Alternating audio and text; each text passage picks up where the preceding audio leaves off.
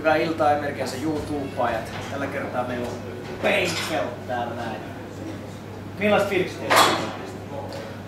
Aika hurjaa fiilis. Vedettiin kunnon keikka ja saatiin paljon jengiä sinne messiin. Kyllä. Sillä lähti paljon yleisöä huudatusta. Ehkä niin kun taisi olla, voisin sanoa jopa kova ääni sitten yleensä. Saattaa olla Kyllä. hurja meidän. Kyllä. No nyt sitten finaaliin, minkälaisia fiiliksiä? Oliko se semmonen niinku varma juttu, että finaaliin mennään vai tuliko se ihan yllätys?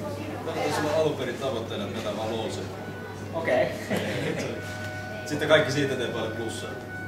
Mun mielestä me saatiin kyllä sen verran lippuja myytyä tuonne semifinaaleihin. Ei se niinku kauheasti yllätys. Niin, että usko oli. Niin. Mahikset on. Te ootte promonnut kyllä hyvin, te ootte julisteita vielä tarpeita tästä. Mä oon huomannut kyllä. Mutta näin se on. Siis duuni kannattaa ja se palkitaan ja nyt ollaan menossa Suomen finaaliin.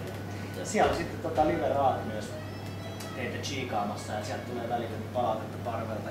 Onko siellä jotain tällaisia suunnitelmia, että miten se raati sitten?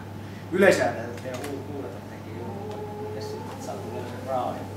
Huudatat tekee liikaa. Sinä vai minä? Sinä ja minä, liikennevaloissa sinä ja minä. Tällaista meininkiä tulee Suomen finaalissa 9.5. Painfelt, nähdään siellä. Kyllä.